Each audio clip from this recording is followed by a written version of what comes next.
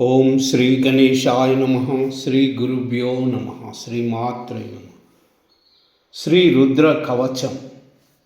ओम अस्य श्री रुद्र कवच स्तोत्र महामंत्रस्य दुर्वासा ऋषिः अनुष्टुप् त्रयंबकं रुद्रो देवता ह्रीं बीजं श्रीं शक्तिः ह्रीं कीलकं मम मनसो अभीष्ट सिद्ध्यर्थे जपे विनियोगः ह्रां इत्यादि षड्बीजै षडंग न्यासः।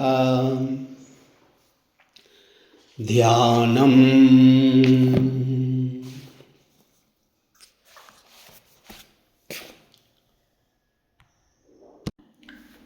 शान्तं पद्मासनस्थं शशिधरमकुटं पञ्चवक्त्रं त्रिनेत्रं शूलं वज्रं च खड्गं परशुमभयदं दक्षभागे वहन्तं नागं पाशं च घण्टां प्रलयहुतवहं साङ्कुशं वामभागे नानालङ्कारयुक्तं स्फटिकमणिनिभं पार्वतीशं नमामि। दुर्वासः उवाच प्रणम्य शिरसा देवं स्वयंभुं परमेश्वरम् एकं सर्वगतं देवं सर्वदेवमयं विभुं रुद्रवर्म प्रवक्ष्यामि अङ्गप्राणस्य रक्षये अहोरात्रमयं देवं रक्षार्थं निर्मितं पुरा रुद्रो मे चाग्रतः पातु पातु पार्श्वौ हरस्तदा शिरो मे ईश्वरः पातु ललाटं नीललोहितः नेत्रयोस्त्रयंबकः पातु मुखं पातु महेश्वरः कर्णयो पातु मे शम्भुं नासिकायां सदाशिवः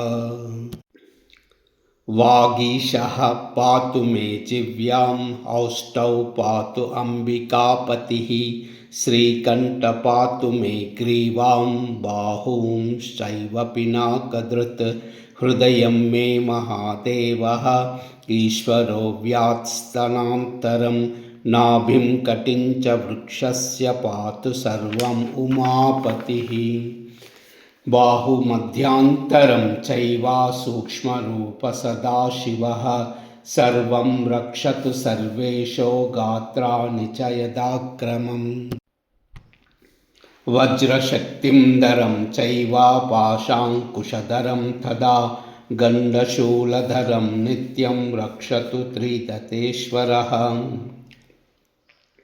प्रस्थानेषु पदे चैव वृक्षमूले नदीतटे सन्ध्यायां राजभवने विरूपाक्षस्तु मां पातु मां शीतोष्णदकालेषु तुहीन द्रुमकण्टके निर्मनस्यु समे मार्गे त्राहि मां वृषभध्वजः इत्येतद्रुद्रकवचं पवित्रं पापनाशनं महादेवप्रसादेन दुर्वासो मुनिकल्पितम् ममाख्यातं समासेन न भयं विन्दति क्वचित् प्राप्नोति परमारोग्यं पुण्यमायुष्यवर्धनम्। ॐ गं गणपतये नमः। विद्यार्थी लभते विद्यां धनार्थी लभते धनं कन्यार्थी लभते कन्यां न भयं विन्दते क्वचित् अपुत्रो लभते पुत्रं मोक्षार्थी मोक्षमाप्नुयात् त्राहि त्राहि महादेव त्राहि त्राहि त्रयीमयः त्राहि मां पार्वतीनाथ त्राहि मां त्रिपुरान्तकः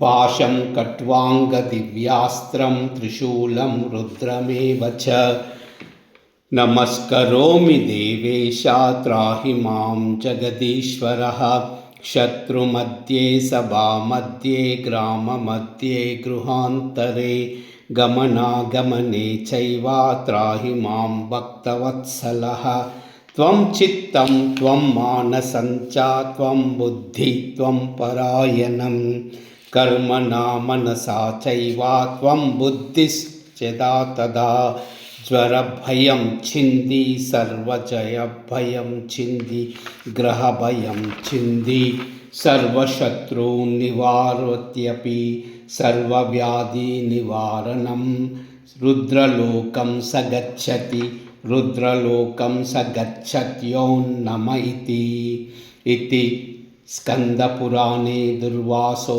प्रोक्तं श्रीरुद्रकवचम्। ॐ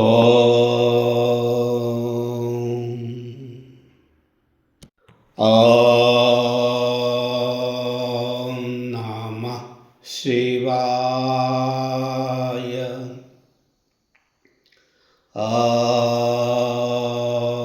नमः शिवाय।